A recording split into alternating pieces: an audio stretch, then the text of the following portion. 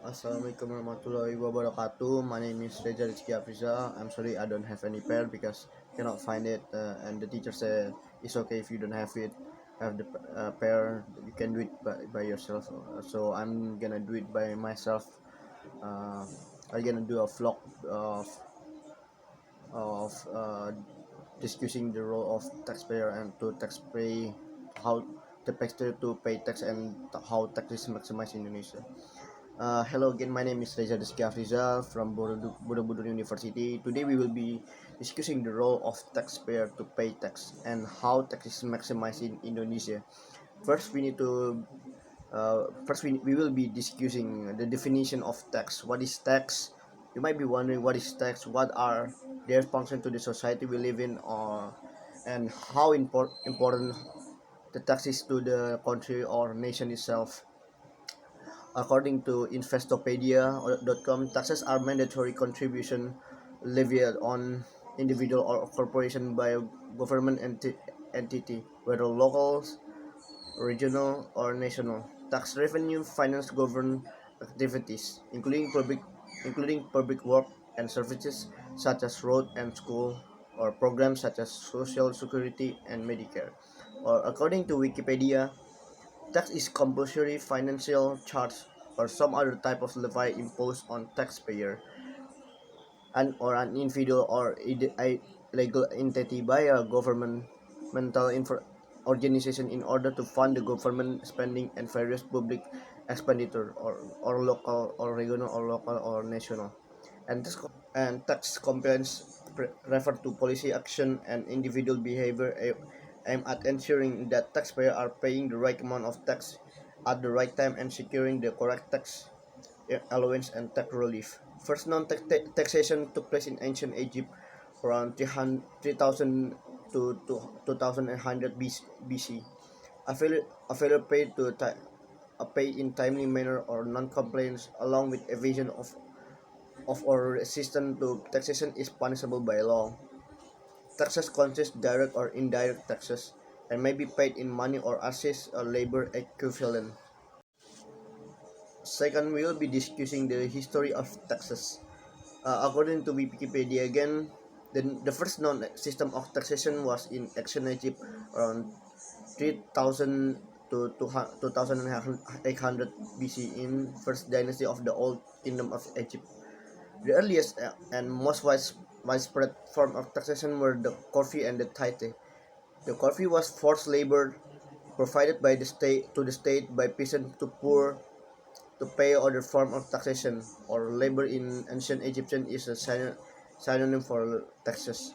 Record from the time document that the pharaoh would conduct a biennial tour of kingdom, collectible titles from the people. Other records are granary receipt on the limestone flake and papyrus. Early taxation also described in the Bible in the Genesis chapter 47 verse 24, the New International Version. It stated, "But when the crops come in, give a fifth of it to Pharaoh. The other four-fifths you may keep it as seed for the field and as a food for yourself and your household and your children." Shakgarit is the name mentioned for the tax collector in the Vedic text. In Hattusa, the capital of the Hittite Empire, grain were collected as tax from the surrounding lands and stored in silo as display of the king's wealth. In, Ro- in Roman Republic, taxes were collected from individuals at the rate of between 1% to 3 of the assessed value of their total property. However, since it was very difficult to facilitate the collection of the taxes, the government actioned it every year. The winning tax farmer called publicani paid the tax revenue to the government in advance, then kept the taxes collected from individual. The publicani paid the tax revenue in coins, but collected the taxes using other exchange media, thus relieving the of government of work to carry out the currency conversion themselves. The revenue payment essentially worked as the loan to the government, which paid interest on it. Although this seemed this scheme was profitable enterprise for the government as well as the publicani. It was later replaced by a direct tax system by the Emperor Augustus, after which each province was obliged to pay 1% tax on wealth and flat rate on each adult.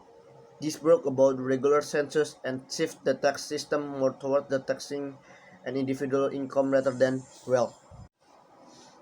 Third, why do we need to pay taxes? Taxes are primary source of revenue for most government. Among the other things, this money is spent to improve and maintain public infrastructure, including the road we travel on, and fund public services as such as school, emergency service, and welfare program.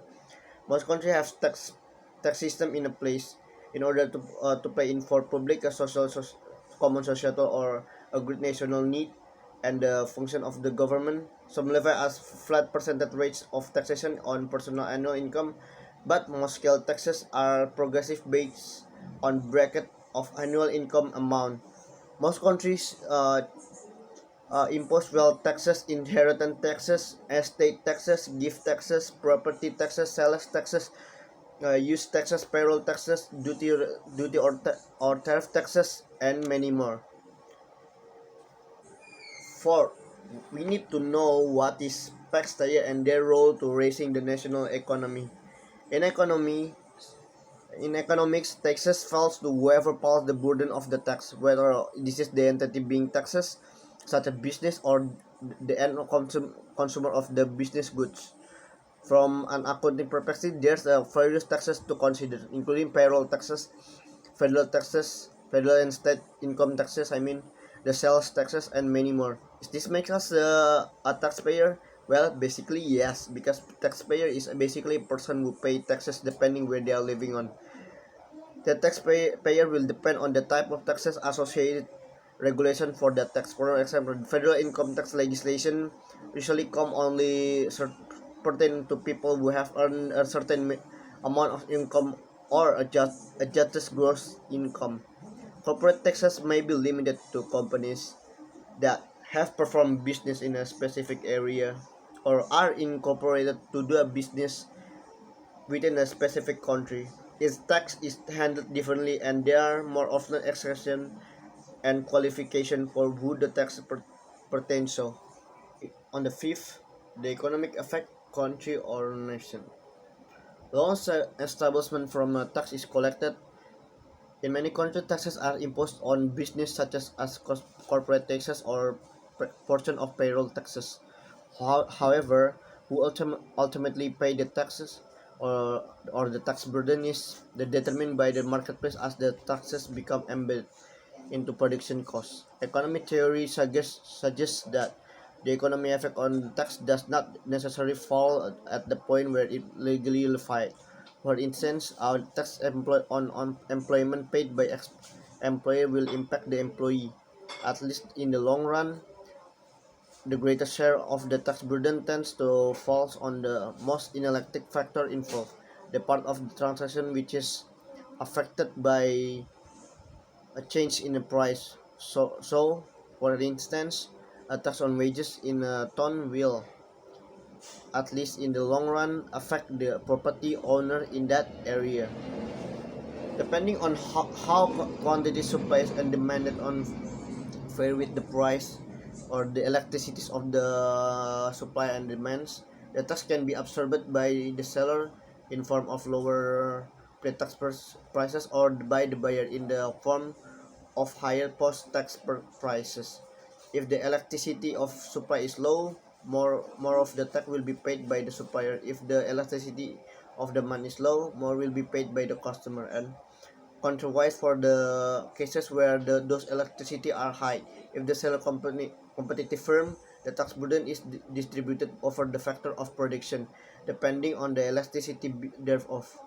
This includes worker in the form of lower wages, capital investor in the form of loss of shareholders, landowner in the form of lower rent, entrepreneur in the form of lower rates of superintendents, and customer in the form of higher prices.